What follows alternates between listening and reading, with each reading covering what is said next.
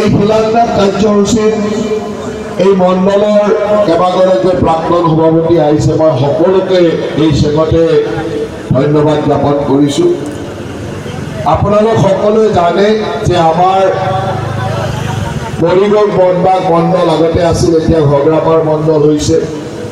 এই মণ্ডলৰ এটা স্থায়ী কাৰ্যালয় আমাৰ নাছিলে আৰু এটা ভাড়াঘৰত আমি কাৰ্যালয় চলাই আছিলোঁ। আগতে আমাৰ জিলাৰ কাৰ্যালয় নাছিলে। যোৱা বছৰ আমি জিলাৰ কাৰ্যালয় খুব সুন্দৰভাৱে নিৰ্মাণ কৰি উলিয়ালোঁ আৰু আমাৰ লক্ষ্য হ'ল যে আমাৰ যাতে মণ্ডলৰ চাৰিওটা মণ্ডলৰ সুন্দৰভাৱে আমি একতা কাৰ্যালয় কৰিব পাৰোঁ, তাৰ লক্ষ্যৰে আমি কাম আৰম্ভ কৰিছিলোঁ।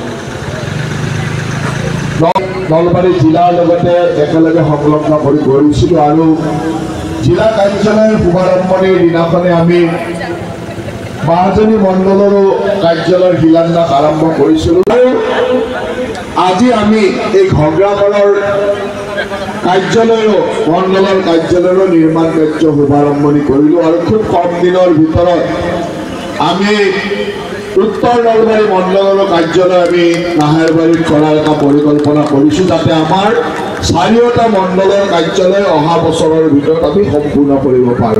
বনোৱাৰ ক্ষেত্ৰত খুব সুন্দৰভাৱে আমি এইডোখৰ মাটি একেবাৰে হাইৱেৰ ওচৰত আৰু ভৱিষ্যতৰ পৰিকল্পনাৰে আমি লৈছোঁ, যাতে ইয়াত আমি সুন্দৰ কাৰ্যালয়টোৰ লগতে এটা সুন্দৰ প্ৰেক্ষাগৃহ বা সুন্দৰ অপেন ষ্টেজ এখন বা অপেন অডিটৰিয়াম এটা আমি কৰিব পাৰোঁ, য'ত আমাৰ দলৰ বুলিয়ে নহয় এই অঞ্চলৰ ৰাইজৰো যথেষ্ট সহায় হয়। কাৰণ ইয়াত আমি বহু বছৰ আগতে এটা অডিটৰিয়াম কৰাৰ কাৰণে কাম আৰম্ভ কৰিছিল, যদিও বিভিন্ন মেৰ পেছত এই কামটো হৈ নুঠিল আৰু খুব দেখিবলৈ বেয়া লগাকৈ পৰি আছিল। ইফালে গ'লেই মনটো বেয়া লাগে যে অৰ্ধসমাপ্ত এটা ভঙা চিঙা ঘৰ।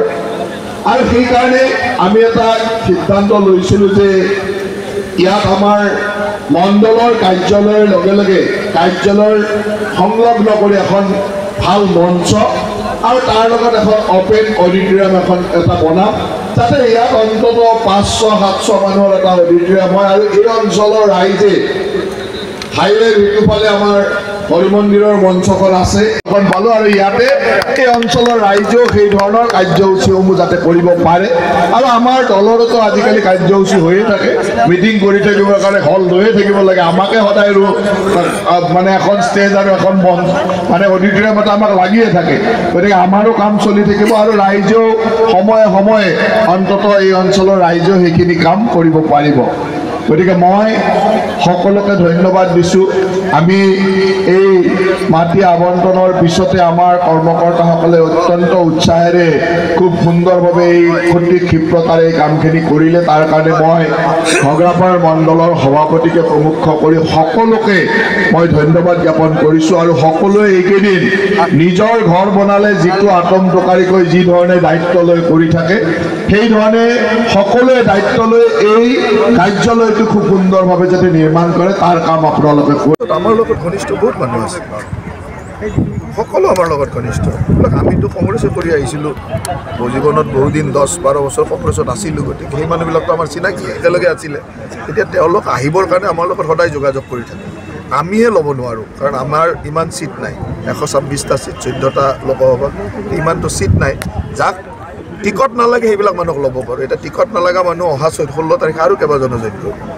মই আজি ৰাতিপুৱা কথা পাতি আহিছোঁ, তেনেকুৱা বহুত APCC ডাঙৰ ডাঙৰ নেতা 16 তাৰিখে জইন কৰিব। গতিকে তাৰ কাৰণে আমি প্ৰস্তুত আছোঁ যে তেওঁলোকক আদৰি ল'ম, যাক টিকট নালাগে। টিকট নালাগা মানুহবিলাক আমাৰ দলত জইন কৰিব পাৰে, টিকট লাগিলে নোৱাৰোঁ।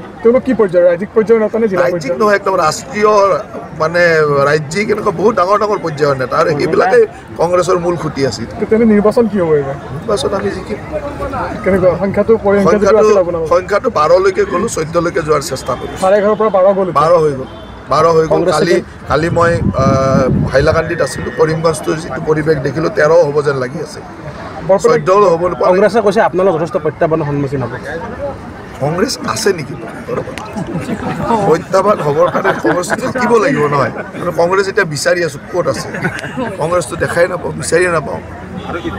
আৰু এতিয়া কংগ্ৰেছৰ টিকট দিবলৈ মানুহ নাছিলে গৌৰৱ গগৈক ভয় খাই আছে আপোনালোকে গৌৰৱ গগৈ এইবাৰ গম পাব যে গৌৰৱ গগৈ ইলেকশ্যন খেলিছে ইমান দিন তৰুণ গগৈৰ পুতেকে ইলেকশ্যন খেলিছে এতিয়া তৰুণ গগৈৰ পুতেকে নিৰ্বাচন জিকা আৰু গৌৰৱ গগৈ নিৰ্বাচন জিকাৰ মাজত ডিফাৰেঞ্চ আছে এইবাৰ গৌৰৱ গগৈ ইলেকশ্যন খেলিছে তেওঁ কিমান ডাঙৰ নেতা আমি চাওঁ এইটো বৰপেটাত কি হ'ব বৰপেটাৰ ফাইটটো কাৰ লগত হ'ব বৰপেটাত ফণীভূষণ চৌধুৰী ইতিমধ্যে জিকিলে তাত আৰু কালি চাব কালি বৰপেটাত মই আজিয়ে কৈ থৈ গৈছোঁ মিনিমাম 1 লাখ মানুহ আপোনাৰ দৃষ্টিত যিহেতু বৰপেটাখন বিজেপিয়ে এজিপিয়ে জিকিব গতিকে দ্বিতীয় স্থানত কোন থাকিব স্থানেই নাই আমি যেতিয়া দৌৰি থাকোঁ পিছফালে কোনে দৌৰি আছে চাই থাকিব পিছফালে কোনোবা এজন থাকিব 2 নম্বৰ 3 নম্বৰ কোনোবা থাকিব আমি আগত আমি 1 নম্বৰত আমি সেইটোৱে জানো পিছফালে কোন দৌৰি আছে চাবলৈ সময় নাই ৰকিবুল